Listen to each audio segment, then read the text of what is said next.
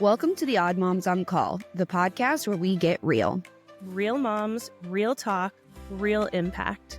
Join our diverse panel of moms from across the U.S. and Canada as we unpack the messy realities of raising kids in today's world. We're diving deep into how politics, policies, and culture shape our lives. And most importantly, we talk to our kids about it all. Get ready for honest, unfiltered, insightful, and sometimes odd revelations as we make sense of the world, one conversation at a time. Hey, everybody. It's Odd Moms. Hey. Hi. This is episode 1. This is really exciting. I'm really excited to connect with you guys. I think we should probably introduce ourselves Maybe. so that people know who we are. Give us a little context. Yeah. Yeah. I can go. I'm Chelsea. I'm Chelsea. I am a non-binary stay-at-home mom, disabled, chronically ill, all the fun things. I also host Quiet Connection podcast, and I am so excited to chat with these odd moms and to be a part of this group. I'm Britt. I am also a non-binary mom. I have 4 kiddos, and I live here in the United States. I host the Odd Mom Pod, and currently work as an international board-certified lactation consultant and as a registered nurse. Hey, I'm Courtney. I am a social media creator, content creator. I am a mom to 2 young kiddos. I am at Beyond PPD on Instagram. I focus on perinatal mental health as I am a postpartum depression survivor and became a parent during the COVID-19 pandemic. And I am Midori. I have 3 little girls.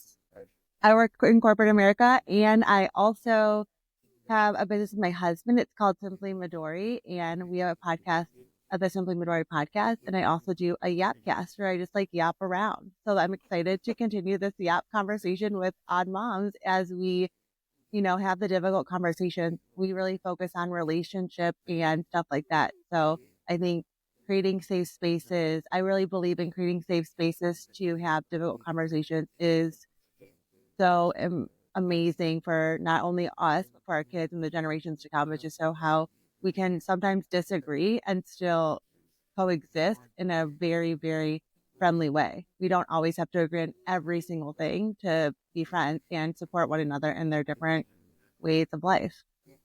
Yeah, I think what I'm most excited about with Odd Moms is that no 2 episodes are going to be the same.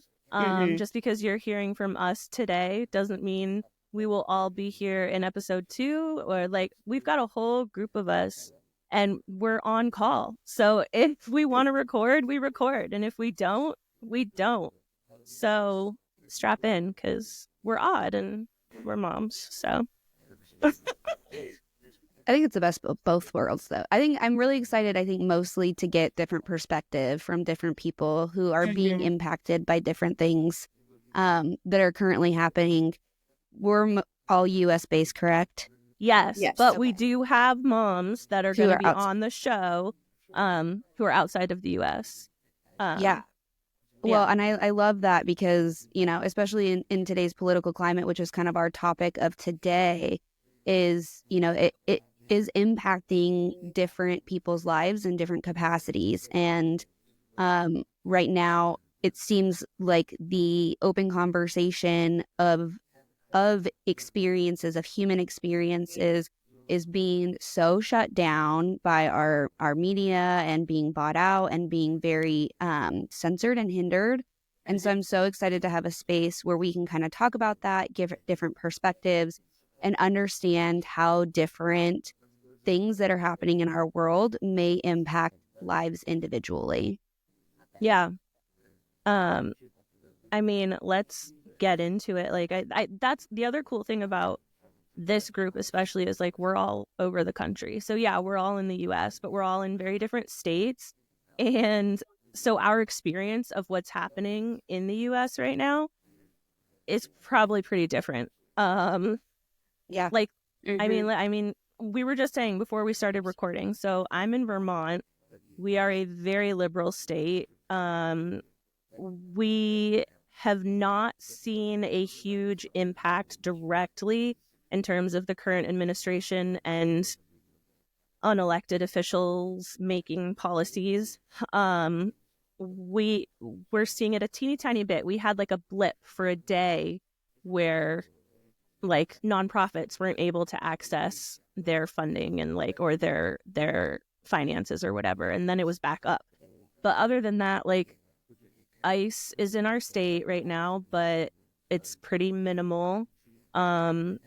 We did have the head of ICE here because we just had a border patrol officer killed at the Canadian border, which was not related to anything having to do with our current administration, or at least that's what we're being told. But other than that, like everyone's preparing, but we're not really seeing a lot of the stuff right now. I'm curious what it's like for you guys. I'm in Indiana, so I am in a red state. Our new governor is a Trump acolyte, basically.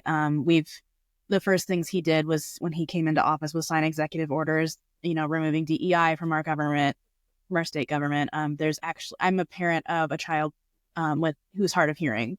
My son has unilateral hearing loss in his left ear, so we get a lot of services like through First Steps, that sort of thing. And there's just been a bill introduced in the Senate, our state Senate, that wants to dismantle the Center for Deaf and Hard of Hearing Education. So not only am I having to call my Congress people, I now need to call my state legislators and be like, hey, don't take those services away from kids with disabilities who need them. Like, are you kidding me?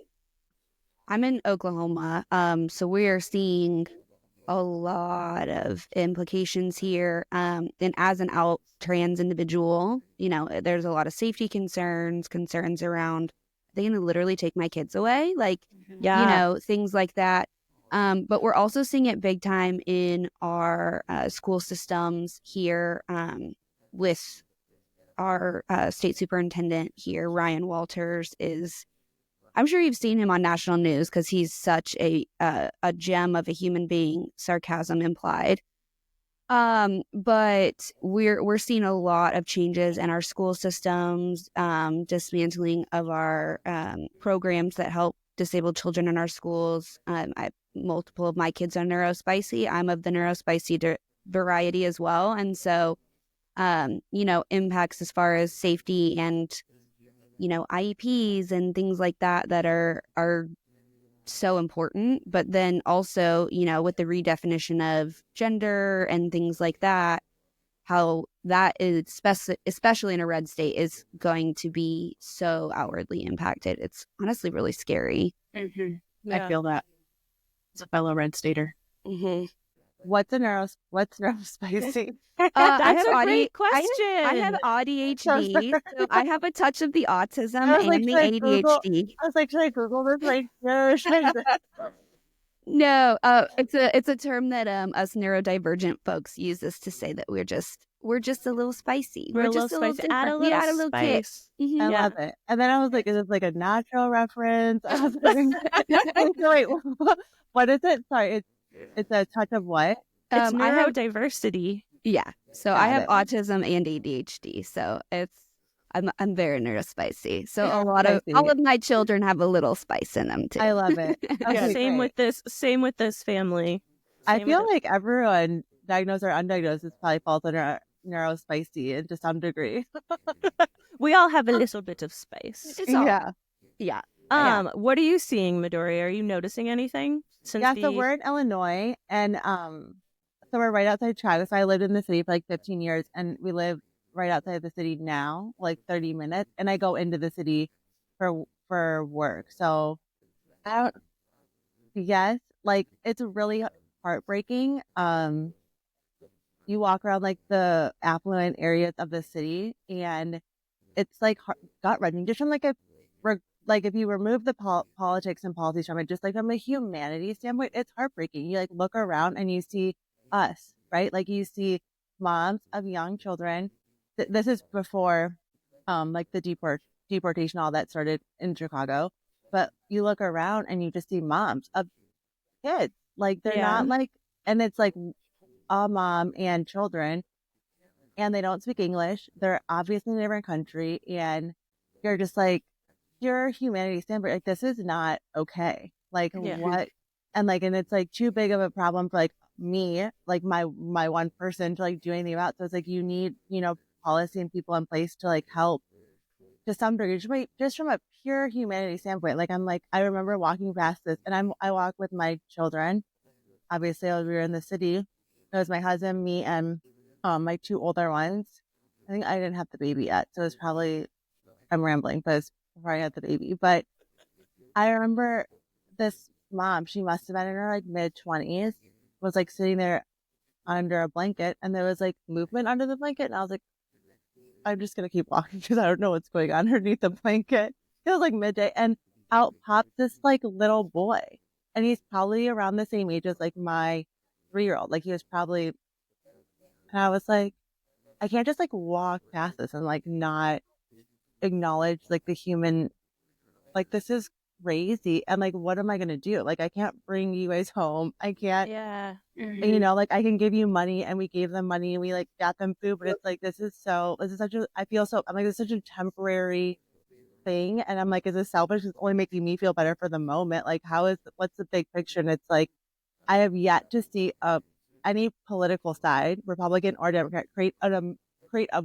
great solution from a humanity standpoint. Like, oh yeah, how are we making their lives better? You know, one of my coworkers who's become one of my really good friends, like, runs one of the food pantries in the city, and she's like, the influx of people that need things is insane. I'm like, well, your little food pantry is going to solve the problems. Like, what are we going to do? And like, how do we actually find a solution that like unifies? Like, I get there's going to be disagreement. I get it. Not everyone's going to agree, but like, these are also humans that they're displaced regardless of like your stance on, you know, like you want Trump or you don't want Trump or you love Trump, whatever your stance is. Like these are still displaced humans. So can we remove the politics for a moment and just figure out like an actual solution? Because shipping them from one country to another country, from one state to another state, isn't actually solving the problem. And as a mom, I'm like, what the heck? Like these are kids, guys. Like these are children. Like they didn't ask us. They don't know what they don't even speak the language. They just literally want food and to go play at a park, and they know no difference. So I just like, it's overwhelming, right? Like it's almost like, so in Chicago, you see it like firsthand, you see it, and it's wild. So many different things that you said, like my brain went ping, ping, ping, ping, ping. I don't know if yours did that. But like, well, like so many different aspects of it. Like, yeah. So we don't, again, in Vermont, we don't have a large immigrant population in terms of like from the way that the media is spinning it. Like we don't have Hispanic and Latin American, like all that. We have immigrants. Most of them are from other countries that the government is not focusing on right now. But the way that families in my state are being impacted, and my family specifically, is like it's very expensive to live here. And so regardless of who you are, it's even harder, obviously, if you are here as an immigrant. But like, it felt like the cost of everything overnight went way up, because we're obviously having tariffs and price and wars with the North and the South right now, Mexico and Canada. And I'm on disability. Like I can't work. My kids are on Medicaid, and it's like, so we can't afford basic things right now. Like I can't imagine what the families who are here, who are displaced, are going through, and the fear that they're going through. If me, someone who is, I mean, I'm female presenting, I'm white, I'm in what appears to be a hetero relationship, but my kids are on Medicaid, I'm on disability. I don't know if I'm going to get my disability check this month. I don't know if my kid's Medicaid is going to be taken away. I just ordered groceries, and what would have cost like $150 probably a month ago, cost $280. So like I'm thinking about, you think about those people that you're seeing in the street right now, and you're thinking about how can I help them and what can I do? And that's so much bigger too than like, well, I can give them some food or I can give them some money. It's like, who the fuck do I call? Like what calls do I make? What protests do I go to and still stay safe and still keep my kids safe? I feel like that was a ramble. No, but I think it's accurate. Yeah. I mean, I think so. I work in the emergency department here in a very low income area of town in Oklahoma City, and we haven't had ICE raids yet. Some of our schools have just started seeing some ICE show up. But like, what's wild is even living in a red state and the corporations that are running these, like our hospital has given us zero communication on how to handle an ICE raid or what our rights are as healthcare providers. And we're seeing this insane influx. Like we already see a very, very large homeless population in the emergency department I work in, of all ages for various things. And these people already come in so sick, so starving. We have people that have frostbite from being out in the ice. We have people who are dying of heat stroke from being out in the heat, and then you have these families that literally homeless families that will come in that cannot find an open space in one of the 2 shelters in our state or in our city. And Oklahoma's passing a bill currently that is reducing, they are not allowing homeless shelters or programs that serve homeless people in any counties unless the county has, I think, over 300,000 people, which means our entire very rural state will now have 2 cities, Oklahoma City and Tulsa, that will be now carrying the entire brunt of caring for our homeless population. And with the prices of all of these things going up, people losing disability, people losing their children's Medicaid, the amount of people who are now going to be homeless or unable to provide, we're now losing the programs and spaces that are safe spaces for them. And as medical providers, we're panicking because we already have these homeless people come in and they are riddled with pneumonia and so incredibly sick, and they end up in the ICU for weeks. And we know that they're not going to be any type of payment to the hospital for those. But yet we're not also solving any of the problem of ensuring that we're providing people with safe, clean living spaces that prevent them from getting this sick. And so it's so frustrating, like you guys said, to kind of see and be in the periphery of it, but also feeling like there's only so much that we can do as individuals, and the systems that have been set up in place to protect and support these types of things so that individuals didn't have to worry about doing this is now going to fall back on us and our communities. And it's really hard to figure out, like, how do I help and where do I step up and in what way? Right. Because it just kind of feels futile at this point. Mm-hmm. And Medora, you mentioned too, talking about the humanity of it all. Like, it feels like so much of that humanity has been stripped away. It's just like, homeless people are they've been turned into this massive blob of people, or like immigrants, they're all this kind of people, and all that individual humanity has been taken away to turn it into kind of like an us versus them thing. And that's absolutely horrifying. That's how these kind of programs get passed, is, they don't see them as people anymore. I mean, let's be real. Oh, sorry. No, it's okay. I was going to say, let's be real. They're already putting these people in camps. Yes. They're putting these people in camps, or they're dropping them in countries that they never came from in the first place. It's happening. Yeah. Right now. What was it? El Salvador offered to take people. Yeah. Even if they're not from El Salvador. It's wild. And but it's not like, it's not a concept. Like, it's happening right now. Yeah. Yeah. It just like perpetuates the cycle. So there's like never a solution. It's like, what are we, like, what? And then it's like, it's just like such a crazy thing to like live through. Like, did you ever think this is the conversation you'd be having? Like, I mean, I know it's so naive, but it's like, what, this is like, the millennium happened, guys. I thought we were like going to have this big breakthrough. And it's like, I feel like we like just retracted back in time. And then, you get the presidential election and our options are like Joe Biden and Trump. And it's like, do we not have anyone? We have no one better that can run for president right now. Like, these are two options. I think we had a better candidate. That's my personal opinion. I agree. I know that I will say with my full chest that if Kamala had been elected, we would not have Elon Musk running our country right now. That is accurate. Correct. Yes. And at the same time, though, is she like fully like capable though, right? Like, oh my gosh, I don't think she should have. I don't think she should have been an option.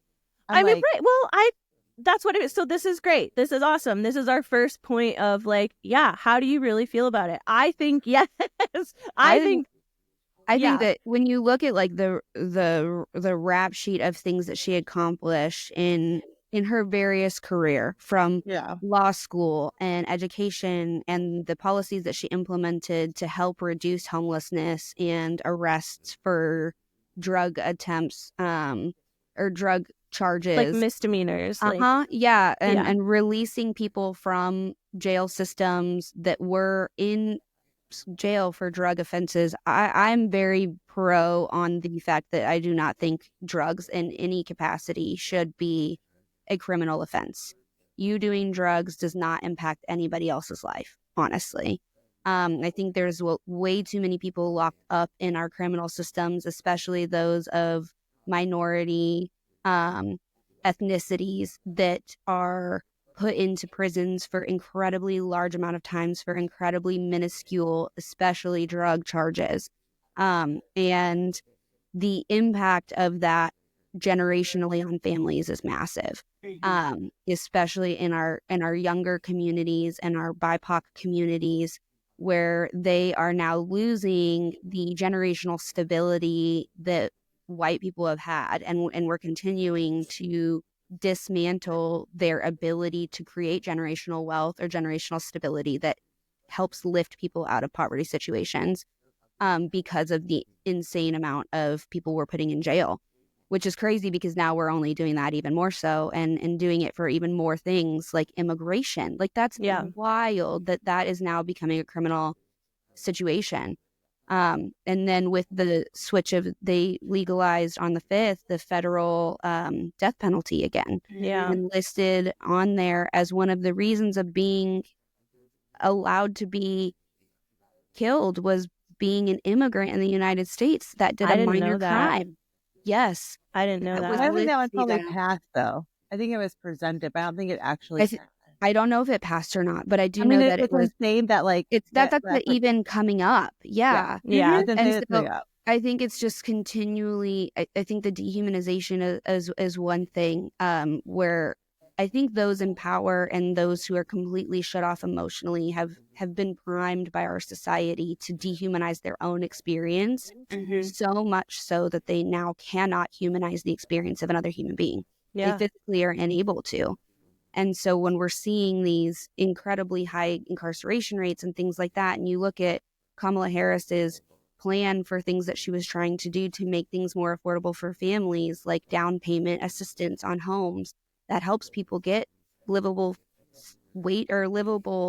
situations and helps families build generational wealth and pull systems and families out of poverty, that there would have been no way we would have ended up in this capacity if Kamala would have been elected. And I think that a lot of she may have not been capable is very rooted in sexist or even sometimes racist views of like, well, this rap sheet of this human who has all this education, all of this work in legislation. She was the most effective vice president who was the voting person that broke the most tied electoral votes out of any president in the United States history. And you can see everything that she voted for and what way she did. I personally don't see was she capable of leading our country more so than a white man with no education and no humanization and no in touch with security of understanding what it looks like to build security or foundational wealth for your family because it was handed to you. I just don't see how any ways when you're comparing the two candidates that you can say that there was any way that she was less qualified than Donald Trump. Oh, I don't think that necessarily saying that she's less qualified or he's more qualified or vice versa. I just can't believe that as an American, like, we're a massively powerful country. Like, I don't understand how these are our two options. Like, there's so many like people, like, just like what, regardless of like, there's just, I feel like politics has become such like a scary thing for people that we don't have like the best people representing our country. Well, that's all part of the game. It's designed that that's way. What I mean. It's like, it's like it's a big scheme, right? Like, they're actually any president that's in is not fully running the country. They're backed by all these crazy amounts of money from who God knows where the money's coming from. Yeah. Well, and Trump, even if you voted for Trump, he's not running our country right now. No, Elon Musk is running our country right now. Yeah, it's like whoever can foot the bill. Yeah. Yes. I want to steer us a teeny tiny bit, but just the tiniest bit. Like, some of you guys have really young kids, and some of our kids are a little bit older. Are your kids asking any questions? Because mine are. Mine are big time. We're talking about it a lot. My oldest is in 5th grade, and being in a primarily red state, we've had a lot of conversations about voting and people and things like that from the very beginning of this presidential election. I'm very, very immersed in policies, and that's something that's very important to my heart. I'm in grad school for a social justice program currently, and so even, at this point, even my education as being at risk, being at OU and being in a human relations and inclusive leadership program, like, we potentially may be defunded as a program for my grad school program because of the rules.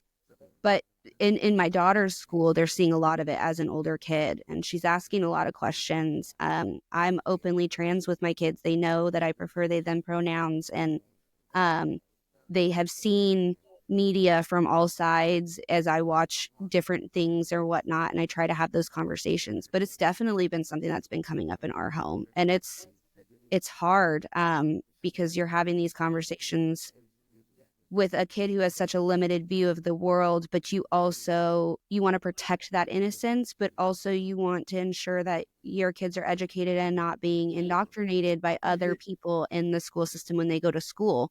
And so it's such a weird balance of trying to navigate what conversations do I have and what conversations do I not have, and how to broach those to where she keeps the humanization of all sides still at the forefront of her brain. Yes. And I would imagine for like Courtney and Midori, your kids are younger. So, I mean, I would assume they're not asking as much, but like, they've got to notice the stress. They've got to notice the stress around them. And so they're not, I have a 4-year-old, almost 5-year-old, and an 18-month-old. So obviously the 18-month-old doesn't, he's just doing his toddler thing. He doesn't, if it's not an animal or a car, he doesn't really care. But both of my kids, we have tried to stress, the big picture of things, like, all families are valid. All people are valid. You treat people with kindness and empathy, and trying to lay that groundwork so that hopefully they don't fall into this trap of dehumanization and not believing that all people are valid and all people's stories and all people's existences are valid. Yeah. We do a lot of book reading and trying to make sure our books are full of different life experiences and people of different gender identities and people of different family. I like to make sure we have books full of different family dynamics and things like that, because I think that is one of the things that we can do in all of this. And what I keep reminding myself in all of this is making sure that we're maximizing our circle of influence and ensuring that we're creating that space of safety and conversation and vulnerability in those spaces. And I think for us, like, children's books and picture books have been such a phenomenal way for us to kind of not default on conversations, but it helps to answer their questions without me falling into the trap of wanting to give them too much information. And helps me kind of keep it relevant to their age, but also presents things in a way that's really age appropriate for them. But I think it's hard with these little kids because, you know, like you said, they're just living their own lives. And it's like, how do we not burden our little ones with all of this so that they can continue to have the childhood that they deserve to have, so that they can be grounded and attached and well-served human beings, so that when they grow up in this world, that they can go out and be successful adults. But also, how do we ensure that our children are having their questions answered and ensuring that we are passing on the humanness and that empathy and compassion that is being so squashed in the outside society. Yeah, we do the same thing. Like, I mean, my husband and I have talked many times. We're a white family in the suburbs. Like, I mean, it's been very important to us ever since our daughter was born back in 2020 that we have diverse books and they have diverse toys and they have books and toys that people that don't look like them. Because, I mean, there's living where we live, a lot of people look like them. And it was important to me from the start that they have those diverse experiences and diverse books and diverse toys. Yeah, it's all like a very interesting dynamic for me because, well, first off, my homosexual is like, she actually does ask a lot of questions, but I think it's because what she's exposed to, right? Like, she was born in 2019. So I guess I should be context. I'm half Japanese, half Mexican, and my husband's half Black, half Lebanese. And in my house, we have 4 generations living in my house. So we have my kids, right? And then my grandparents live with us. So it's my kids, my husband and I, my mom and her sister, and my grandparents. So we all live under one roof. So I feel like we live in the suburbs of Chicago. So the majority of our neighbors are white, which is like, you know, but I feel like my home is a very diverse age and race home. And the funny thing is, I mean, it's that funny. My aunt and I see just completely opposite on political conversations, which I think is like the beautiful thing of what my kids get to be exposed to, right? Like, they get to be exposed to like real time conversations of like disagreement conversations and real time love. Like, as passionate as she is about what she believes in, I'm just as passionate about what I believe in. But what's really been cool for them to be, and we let our kids be a part of the conversation.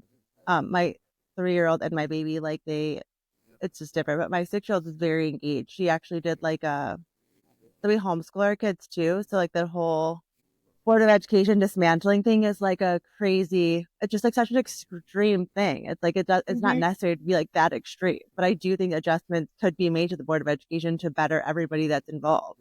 But anyway, so it just is, again, I think it just goes back to humanity. It's like, we want to teach our kids, like, you can disagree with somebody and still love somebody and still be friends with them and still be families with them. Doesn't mean you have to like not engage, or, because I'm like, that I feel is like the actual issue is like so much division is coming in to whatever the situation is. And it's like, no, we can all completely have different viewpoints and still honor and respect the humanity of the other person. I think I'm going to speak for myself here, but I think where that gets a little muddy, because I think that's the goal. I think that would be wonderful and a beautiful like way to live. But I think where it gets a little muddy is when you have, when you are in those minority groups, or you are in those groups that our current administration is demonizing, and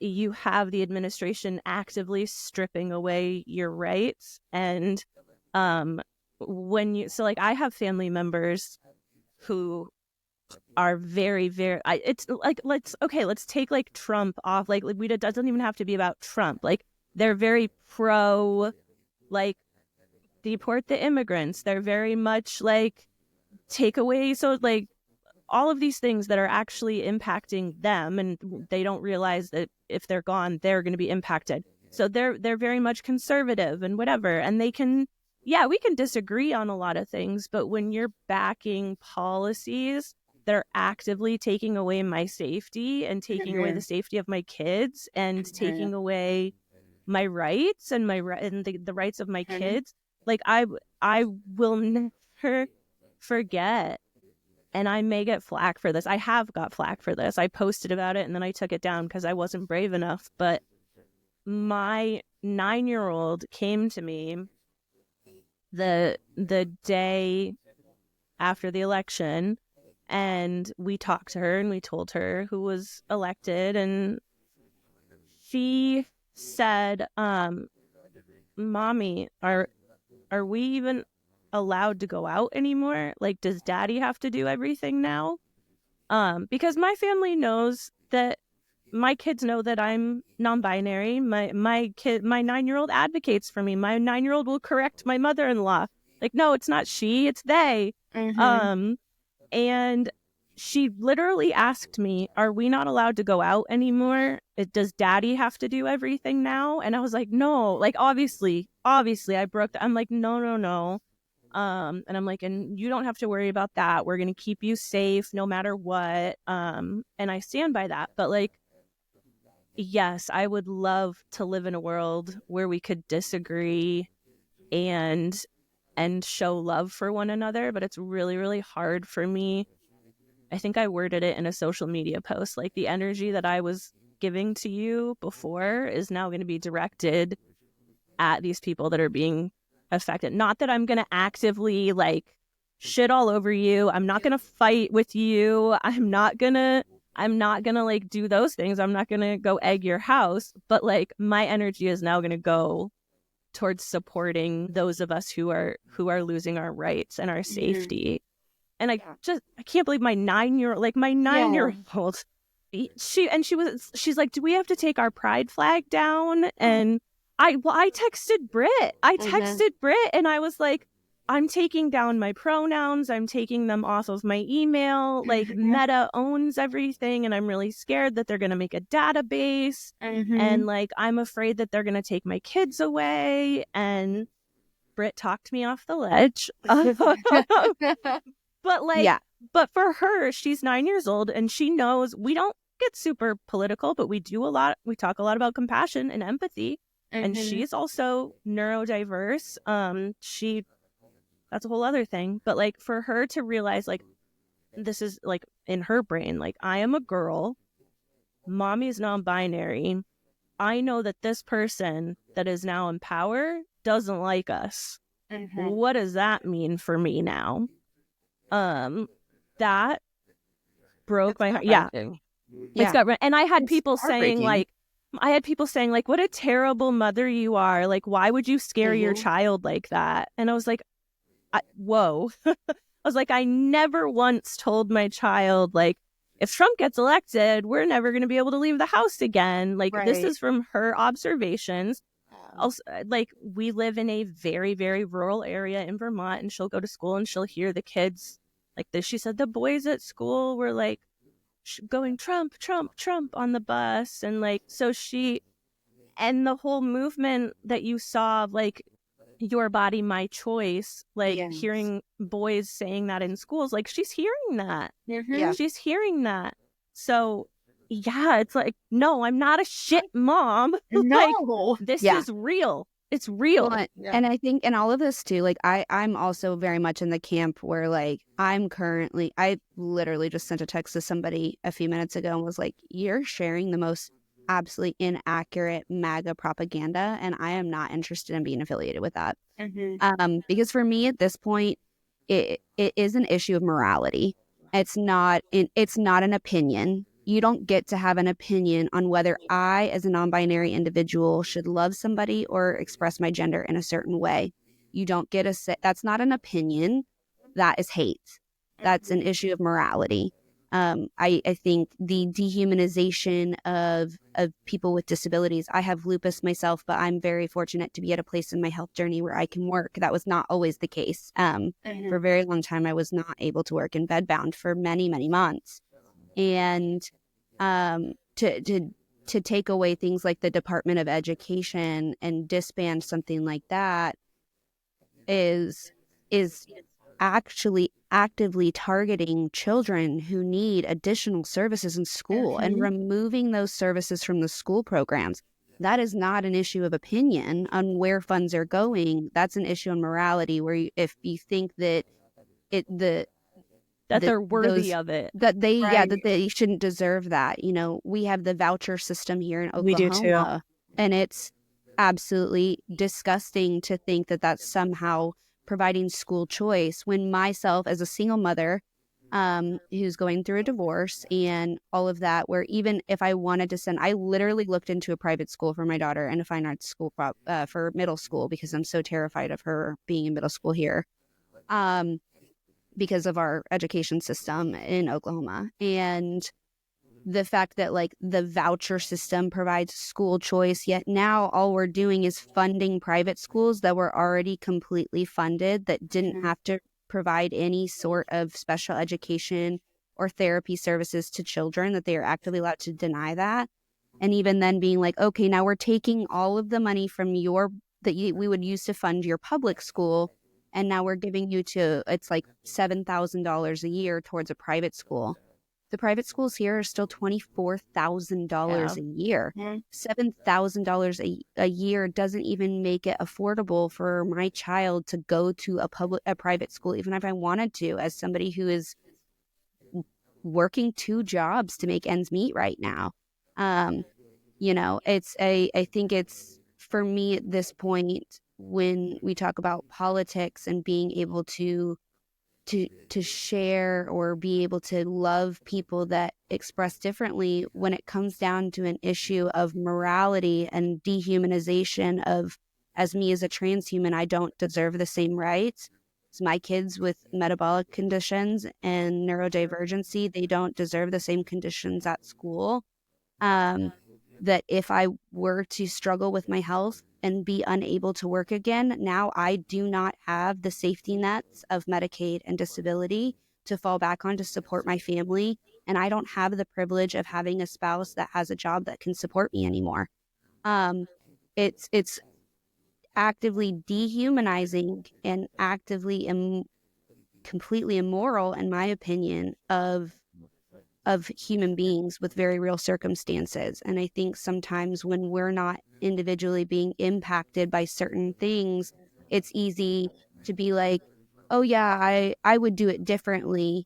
And some things need to be done differently, but it still completely falls on the issue of morality and humanization for me. And I agree. I can't just, I literally told a friend today, I will not associate with you anymore. If you are posting pro MAGA things in a red state, that becomes a literal safety issue for me and my family.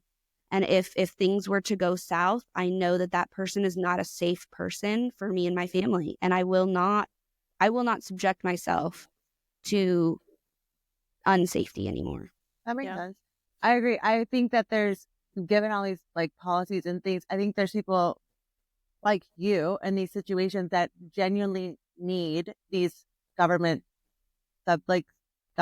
things that provide safety, right? And then there's another group of people who abuse the system, right? There's definitely people who take these things for granted. Like my mom is a nurse in the juvenile detention center, and so when we talk about criminals, leaving a lot of these criminals on the streets puts people in danger, puts my kids in danger, puts people in danger. So there's an extreme on both sides. And my thing is what are these children as a juvenile detention center in prison for? What kinds of them crimes? Are literally in for prison for being murderers at 12. I'm sure some of them are, but other are for stealing things. Why are we? I mean, I'm in Illinois. I'm in a very liberal state, and these are kids that are being put in prison from Cook County. So these are not, the majority of these kids are in prison for very, very heinous crimes. And right, they're repeat offenders, right? So as a government, and so what are they be? But they're children, and they're also. But are we then? We're stripping any of the programs that would support them to right, which I think is wrong. Rehabilitate. It's how do we actually help them to not be repeat offenders, right? So they leave and they come back, and then what ends up happening is they leave at 12, come back at 14, leave at 16, come back at 18. Now they're in adult prison. So now it's their whole life is in jail. And it's but what are we doing as a public society, or what are we doing as a government to use the funds that they're getting to actually get them out of this system and not put them back on the south and west side, out of sight, out of mind? You know what I mean? Yeah. It's like, I agree. Like, if it's not affecting you, people just ignore it and turn a blind eye. Like, oh, everything's going to be great, right? It's not. Like, it's not great right now. And if we just continue to turn a blind eye and I not mean, have the crime rates are down over Well, the they last were. centuries. Yeah, they were Yeah, until they were. the re-election. Yeah. But okay, crime rates I want to like extremely up in Chicago. in Chicago. In Well, Chicago, they are they are very, very high. I'm pausing and taking a moment to acknowledge and because I feel us all getting heated. But like this is what Odd Moms is about. That we can feel. I appreciate it. Right. I appreciate like the difficult conversation. We can feel differently, and we all are gonna have a seat at the table. So like, yeah, we feel really different right now. I feel all of us. I can see all of us. Whether you're watching this or listening to this, like all these 4 windows have different energy in them right now. But that's why we're here. That's why we're here, because we're not going to be afraid to tell how we feel about it. And we're also not going to, like Midori, you can talk about your experience where you are right now, and Britt can absolutely be like, I don't agree with that at all. Yeah. And that's so like, and we can talk about both. We can talk about both. There's space for both. I agree. Yeah. I don't know. I wanted to like pause it there because I felt like we needed a collective breath. And also acknowledge, like, for listeners, like anybody should be able to resonate with something that one of us is saying. Mm-hmm. Like, obviously we're not representing every demographic here right now. It would be wonderful if we could. But yeah, like, I have very big feelings right now, and I'm acknowledging that, and I'm taking a breath. I'm not silencing myself, but I'm going to take a breath because I think, yeah, you know what? I said I was going to be me on this podcast, so I'm going to be me on this podcast.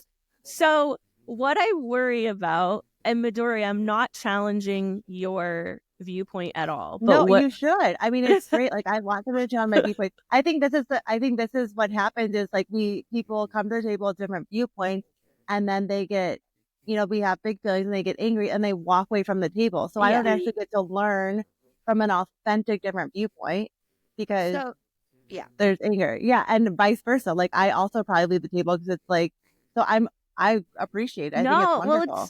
So like what worries me and what worries me about like the perspective that you're giving is that we've learned that a lot of people have that perspective, that a lot of people have the perspective that there are people abusing the system, and that's why we have to take care of this, and that's why we need a better prison system, and this, that, and the other thing. Mm-hmm. And the fact of, well, okay, after doing my research, no, I don't want to say the fact. Okay, so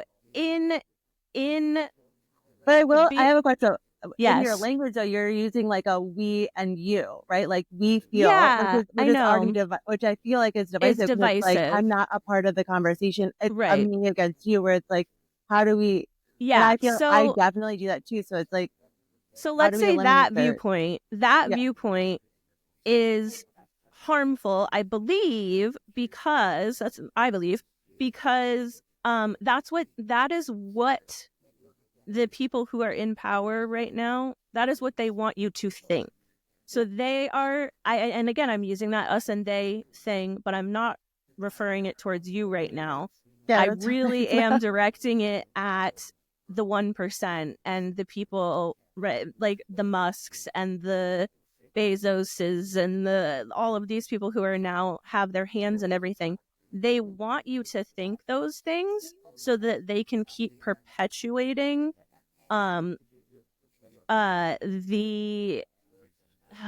god, mom brain fizzled out, so that they can keep perpetuating these systems of oppression. Mm-hmm. Yes, of oppression. So they want you to think that immigrants are bad. They want you to think that drug users are bad. And I'm putting it in like the most simple terms possible. And they, even at this point, they want you to think trans people are bad. And in doing that, they're making it okay for us to be like, get them out of our country, put them in jails, which jails are just modern day slavery.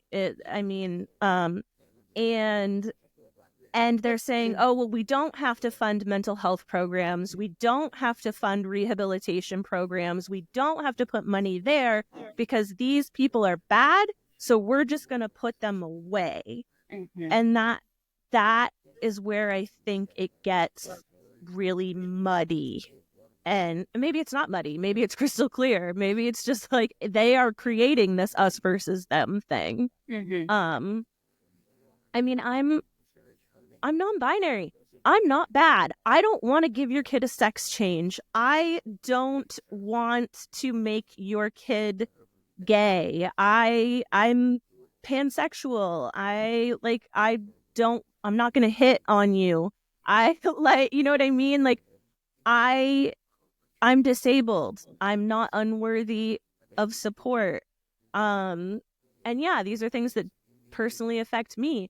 But I can also look at the person who immigrated here from Nigeria. Like, we went to so many, we had this wonderful program at our college where we would have Nigerian immigrants come, and I can look at that person, I can look at the place that they came from, and I didn't live that, I didn't experience that, but I can also look at them and be like, you deserve to be here, you deserve a roof over your head, everyone deserves a roof over their head. So now I'm rambling. But like, I have big feelings because yeah, there is divisiveness, but they're creating it. They want you to think that way.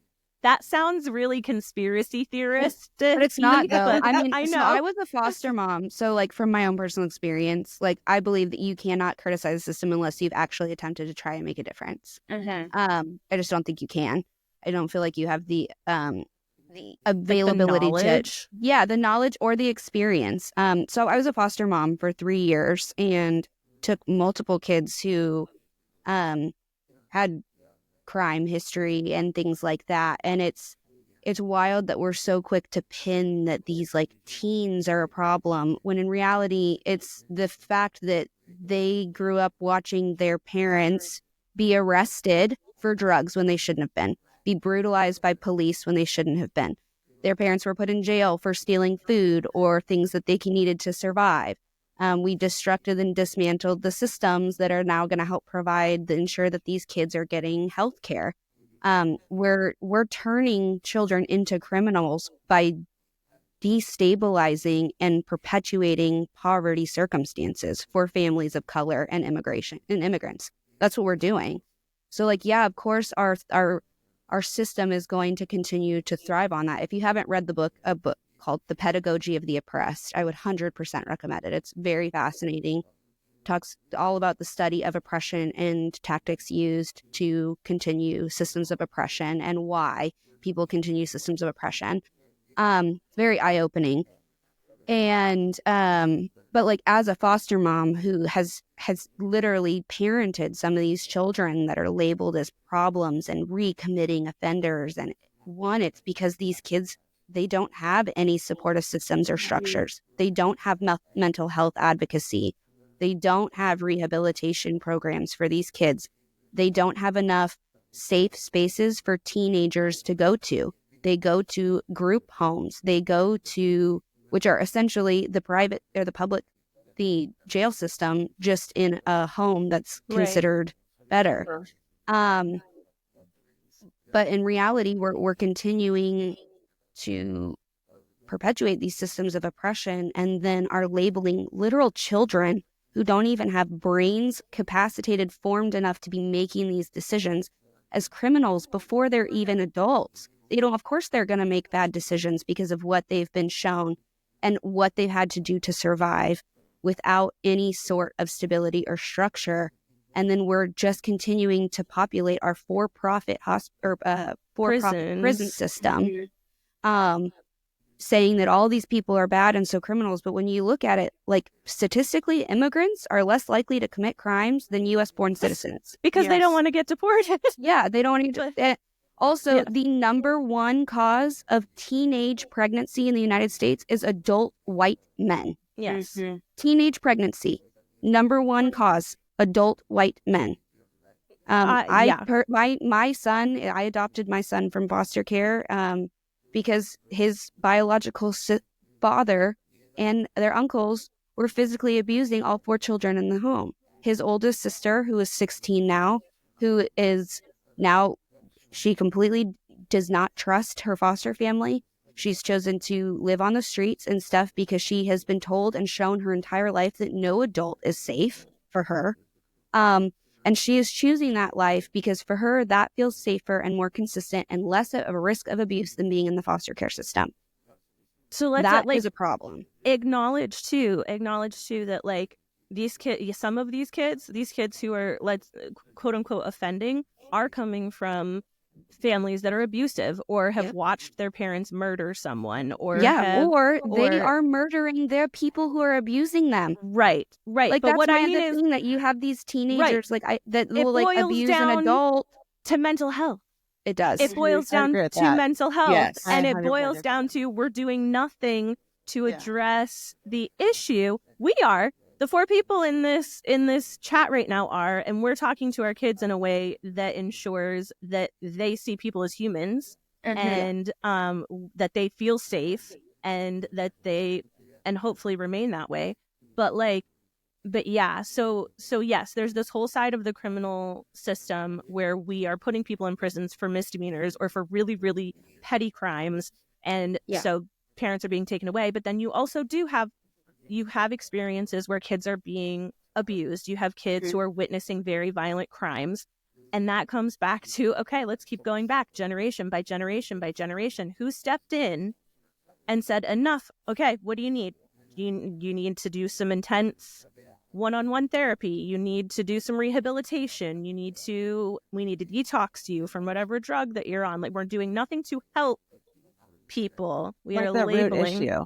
Exactly. We're labeling these people, and most of the time it's minorities, as bad and putting them away. And where I think that comes back to, and I don't know how you talk about this with your kids, we don't do, and something like my grandparents are like, that's ridiculous. We don't do like good or bad or like, oh, what a good girl, or like that was bad. Don't do that. Like, we don't overgeneralize. We talk about how that your decisions, every decision that you make has a consequence. And some consequences can be good consequences, and some consequences can be really, really harmful. So like your decision to push your sister down because she knocked over whatever you were playing with, that had a pretty negative consequence because now she's screaming and you feel upset and everybody's upset. Like, so we talk about how our actions impact other people rather than like, well, that you're a bad kid, go to your room. You're a bad kid. And I think that's the difference too between, this could be its own episode in and of itself, but like the boomers and the millennials, and how we are reparenting ourselves and how we are trying to raise kids differently. So, but it's going to be really, really hard to maintain that when they're watching everyone around us, or not, I don't want to say everyone around us, when they're watching the people. I'm rambling again, but my 9-year-old, again, is talking about, she's like, well, why do these people get to make the decisions? And it's like, well, it's like, because they have money. And she's like, but why does that matter? And I said, it shouldn't, but the people who have the money have the power. And she's like, well, then just take the power away. It's like, and I'm like, I can't really take the, right? Like she's like, well, why do they want more of it? And I'm like, it just seems to be the way of it. Like, I still don't say like, well, they're bad people. I'm like, the way that it seems to be working is that the more money you have, the more power you get. So you want more money so that you can have more power. And so it's going to be really, really hard to maintain that as a mom when they're seeing that the people who are making the decisions and the people who are having power and influence over our lives are creating this good versus bad.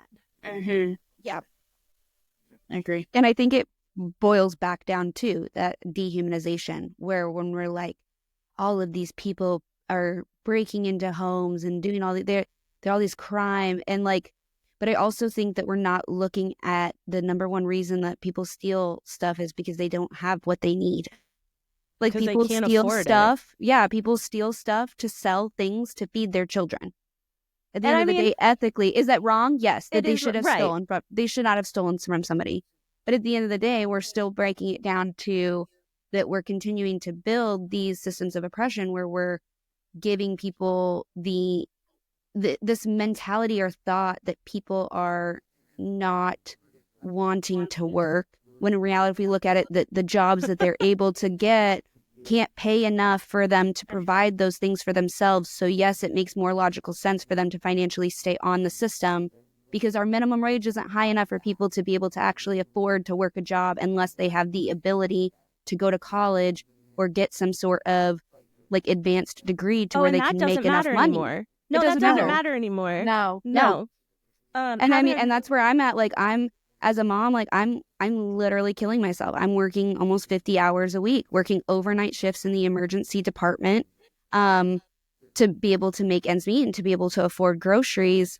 Where, like, I've looked, if I quit one of my jobs, I would qualify for Medicaid, disability, and all of this stuff, because one of my jobs doesn't pay well enough for me to not have to live off those things.